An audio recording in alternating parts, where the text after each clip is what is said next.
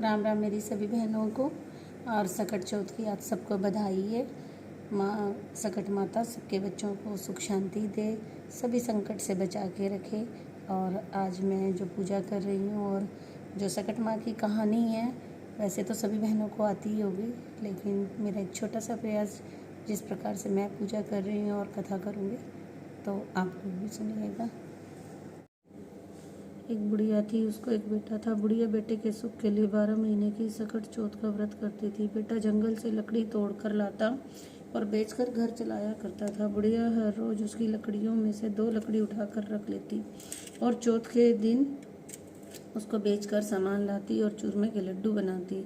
एक लड्डू खुद खाती और बेटे को खिलाती। एक दिन उसकी पड़ोसन घर में आई। घर आकर उसके बेटे को बोली, तू कमा कमा कर थक गया, तेरी माँ पीछे से चूरमे बना बना कर खा लेती है। बेटा बोला, ऐसा नहीं हो सकता।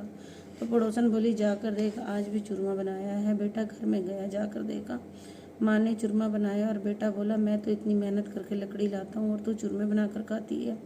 मैं तो घर छोड़कर जा रहा हूँ, नहीं तो चौथ माता को छोड़ दे। माँ बोली, बेटा मैं तो तेरे सुख के लिए ही व्रत करती हूँ, तू चौथ माता नहीं छोड़ूंगी। इतनी सुनकर बेटा घर से जाने लगा। माँ बोली कि ये तिलकुट साथ में ले जा और जहाँ भी तुझे भीड़ पड़ेगी या संकट आएगा वहीं पर तिलकुट डाल कर बैठ जाना और कहना कि हे चौथ माता, जो मेरी माँ मेरे नाम के व्रत करती हो तो मुझे संकट से बचाना। वह तिलकुट लेकर घर से निकल गया। थोड़ी दूर पर गया कि आगे नदी आ गई। वह तिलकुट बखेर कर बोला कि हे चौथ माता, अगर मेरी माँ सच्चे व्रत करती हो तो मुझे रास्ता दे। इतना कहने के बाद उसे रास्ता मिल गया।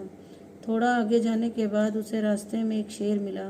वह शेर उसे खाने के लिए आया। वह तिलकुट बखेर कर बोला, हे चौथ माता, अगर मेरी माँ मेरे नाम के व्रत करती हो तो मुझे शेर से बचा ले। इतनी सुनकर शेर भी पीछे हट गया। थोड़ा आगे गया तो उसे रास्ते में सांप मिला। वह उसे डसने लगा। आया तो वह तिलकुट बखेर कर बोला, हे चौथ माता, अगर मेरी माँ मेरे नाम के व्रत करती हो तो मुझे यहाँ से बचा लेना, नहीं तो सांप को डसने दे। तभी सुनकर सांप पीछे हट गया। अब वह एक गांव में आ गया। वहाँ एक बुढ़िया रो रही थी और पूड़े बना रही थी। वह बोला, बुढ़िया माई, रो भी रही हो और पूड़े भी बना रही हो, क्या कारण है? बुढ़िया बोली, आज मेरे बेटे की बलि चढ़ेगी। आज मेरे बेटे की बलि चढ़ेगी, इसके लिए मैं रो रही हूँ और पूड़े बना रही हूँ कि वह खाकर चला जाएगा। वह बोला कि अगर मुझे पेट भरकर पूड़े खिलाओगी तो मैं तेरे बेटे की बलि चढ़ जाऊंगा। बुढ़िया बोली कि बेटा, पूड़े तो कितने भी खा ले, पर कौन किसके बदले जाता है? वह बोला, बुढ़िया माँ, मैं जरूर जाऊंगा। उसने पेट भरकर पूड़े खाए और सोते समय बुढ़िया को बोला, जब राजा के घर से बुलावा आएगा तो मुझे उठा देना। जब रात को राजा के घर से बुलावा आया तो बुढ़िया ने उसे धीरे धीरे उठाया और वह उठकर बैठ गया और बोला कि बुढ़िया माई, मैं तेरे बेटे की बलि जा रहा हूँ। वह लड़का चला गया। वहां जाकर चौकी पर तिलकुट बखेर कर बैठ गया। राजा के नौकरों ने सारा आवा चिन दिया और आग लगा दी। अब वह लड़का बोला, हे चौथ माता, अगर मेरी माँ मेरे नाम के व्रत करती हो तो मुझे इस संकट से छुड़ा दे। इतने में आवा पककर तैयार हो गया। जो आवा 6 महीने में पकता था वह 3 दिनों में पक गया। सोने चांदी के कलश हो गए तो राजा के नौकर राजा को जाकर बोले कि आवा पक कर तैयार हो गया। फिर राजा ने बोला कि बर्तन उतारो। बंदर से आवाज आई कि धीरे धीरे उतारो। राजा के सब नौकर डर गए। इसके अंदर कोई भूत बोल रहा है क्या? अंदर से आवाज आई, कोई भूत प्रेत नहीं, जिसको बिठाया था वही बोल रहा है। तब सबने देखा कि वह चौकी पर चौक पूर कर बैठा हुआ है। राजा को बुलाया। तब राजा ने पूछा कि तू आगे से जिंदा कैसे बच गया? तब वह बोला कि मेरी चौथ माता का व्रत करती थी तो मैं चौथ माता के प्रभाव से बच गया। उस राजा को एक लड़की थी। वह राजा बोला कि मैं अपनी बेटी को विवाह तेरे साथ कर दूंगा। तो राजा ने अपनी बेटी का विवाह उसके साथ कर दिया और वो वहाँ रहने लगा।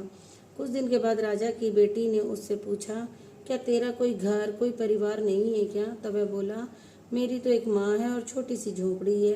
तब वह बोली, हम तो अपनी झोपड़ी में ही जा रहेंगे। अब राजा ने उसे बहुत सारा धन देकर विदा कर दिया। बुढ़िया लकड़ी चुन चुन कर लाती और उसको बेचकर रोटी खाती। एक दिन पड़ोसन बोली कि देख, तेरे बहू और बेटे आ गए हैं, बहुत सारा धन भी लाए हैं। बुढ़िया बोली, पहले तो मेरे बेटे को सिखा कर घर से निकलवा दिया और अब कहती है बहू बेटा आए हैं। इतने में देखा कि बहू बेटा सास के पैरों में पड़ गए। और बोले, हम चौथ माता के प्रभाव से घर आ गए हैं। सारी नगरी में ढिंढोरा पिटवा दो कि बेटे की माँ सकट चौथ का व्रत करे।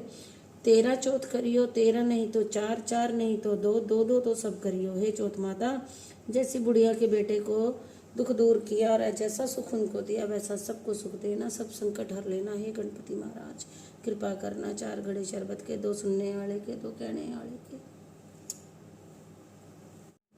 पूजा किए हुए चावल और दूध शाम को जब हम अर्घ देंगे चंद्रमा को, तब ये उनको चढ़ाए जाएंगे और तिलकुट का भोग लगाया जाएगा।